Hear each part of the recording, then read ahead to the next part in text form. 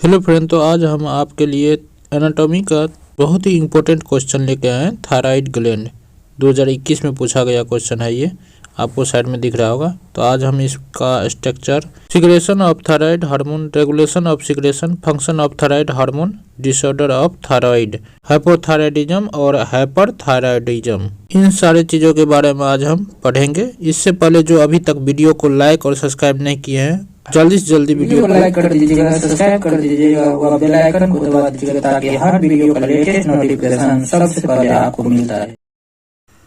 तो चलिए अब वीडियो को शुरू करते हैं। लिखा the thyroid gland is situated in the lower part of neck on the thyroid cartilage, यानी थायराइड ग्लैंड नेक के लोअर पार्ट में अवस्थित होता है। किस पे? थायराइड कार्टिलेज पे।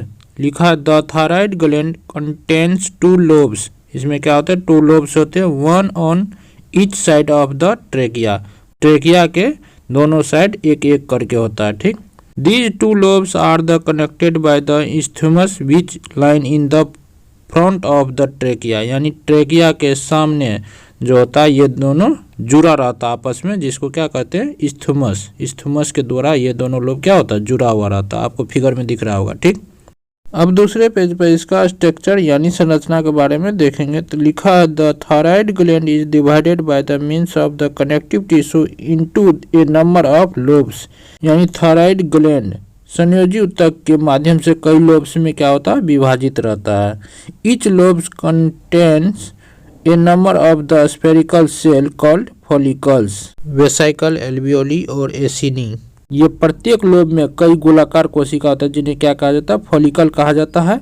ये फॉलिकल कौन कौन से होते हैं? तो वेसाइकल, एल्वियोली और एसिनी होते हैं। ठीक, उसके बाद लिखा each follicles is the lined by the single layer of the cuboidal epithelium cell, यानी प्रत्येक कूप घनाकार उपकला कोशिकाओं की एक परत से पंक्तिबद्ध होती है। ठीक, उसके बाद लिखा the follicle contents a jelly like a substance called colloid, यानी रोम में जेली जैसा क्या होता है? पदार्थ होता है, जिसे क्या कहा जाता है? कोलाइड कहते हैं। ठीक, उसके the colloid storage the thyroid hormone and releases when needed, यानी कोलाइड थायराइड हार्मोन को संग्रहित करता और जरूरत पड़ने पर रिलीज करता है।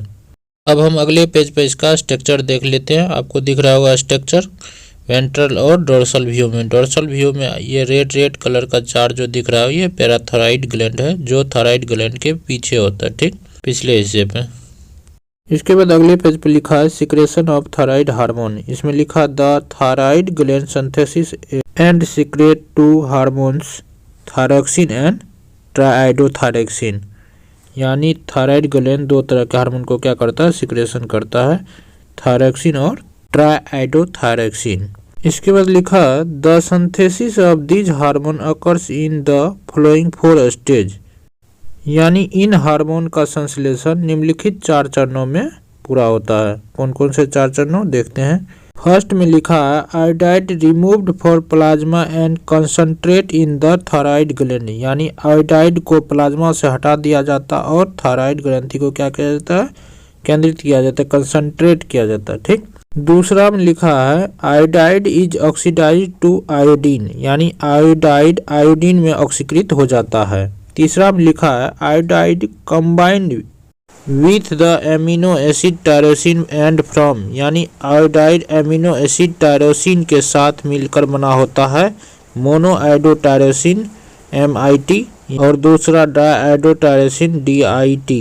उसके बाद 4th स्टेज में क्या होता है? 2 molecule of DIT combine to from thyroxine triiodothyroxine, यानी DIT के 2 अणु मिलकर थायरोक्सिन ट्राइआइडोथायरोक्सिन बनाते हैं। 1 molecule each of DIT and MIT unit 2 from triiodothyroxine, यानी DIT और MIT के एक एक अणु मिलकर ट्राइआइडोथायरोक्सिन बनाता है। इस तरह से 4 स्टेज के बाद ट्राइआइडोथायरोक्सिन बनकर तैयार हो जाता है। ठीक, इसके बाद अगला पॉइंट है रेगुलेशन ऑफ सिक्रेशन, यानी थायराइड के सिक्रेशन को कैसे रेगुलेट करते हैं। लिखा the secretion of thyroid hormones is controlled by thyroid stimulating hormone TSH for anterior pituitary, यानी थायराइड हार्मोन का स्रावन अग्र पिट्यूटरी के थायराइड उत्तेजक हार्मोन TSH द्वारा नियंत्रित किया जाता है। ठीक, इसके बाद लिखा है फंक्शन ऑफ थायराइड हार्मोन के फंक्शन। लिखा है the thyroid hormone influence growth and metabolism, यानी थायराइड हार्मोन के वृद्धि और चयापचय को क्या करता है, प्रभावित करता है। द मेजर फंक्शन आर, इनके प्रमुख कार्य हैं।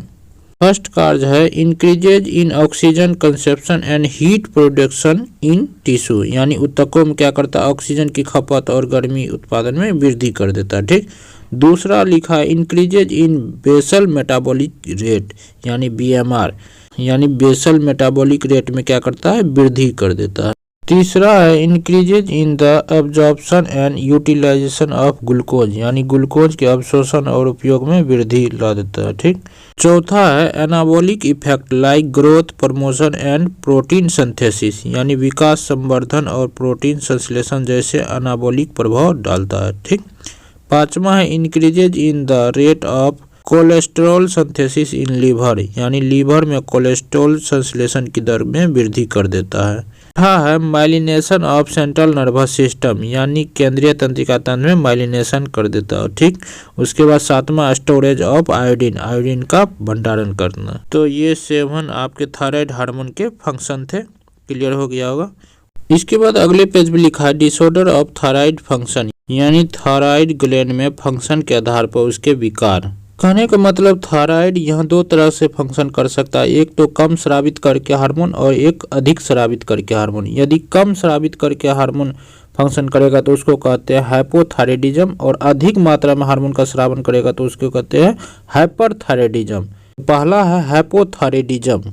इसके अंदर पहला डिसऑर्डर है क्रिएटिनिज्म। लिखा which occurs due to intrauterine thyroid deficiency, it produce mental retardation, यानी जो अंतर्गर्भाशय थायराइड की कमी के कारण होता है यह मानसिक मंदता उत्पन्न करता है। यानी शुरुआती अवस्था में थायरॉक्सिन हार्मोन सही से नहीं मिल पाता है, तो जिसके कारण क्या होता है, उसका माइंड डेवलपमेंट नहीं कर पाता और वह मंदबुद्धि रह जाता है। ठीक, दूसरा इसमें है मिक्सोडर्मा। लिखा है which is due to thyroid deficiency occurring after birth, it produced retardation of physical growth, यानी जो जन्म के बाद होने वाली थायराइड की कमी के कारण होता है यह शरीर विकास में बाधा उत्पन्न करता है। ठीक, यानी ये जन्म के बाद होने वाला क्या है, डिसऑर्डर है, इसमें शरीर सही से क्या होता है, डेवलप नहीं कर पाता है।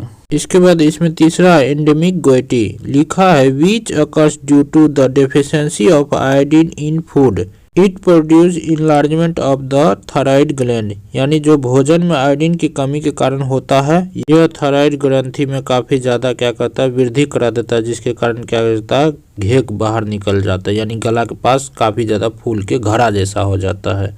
इसी को क्या कहते हैं, एंडेमिक गोइटी।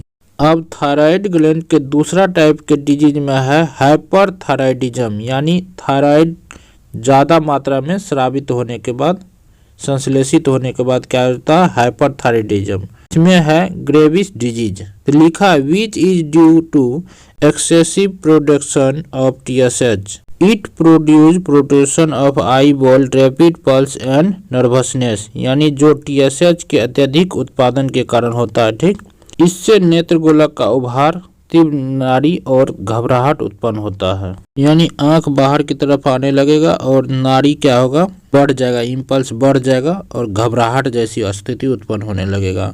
ठीक, तो आपको क्लियर हो गया होगा थायराइड ग्लैंड के बारे में। क्लियर हो गया है तो आप लाइक कर दीजिएगा जरूर से जरूर, और सब्सक्राइब कर दीजिएगा अभी तक नहीं किया है तो, बेल आइकन का जरूर से जरूर दबा दीजिएगा। तब तक के लिए thank you, bye bye for watching my video. Please like, comment and subscribe. Thank you guys.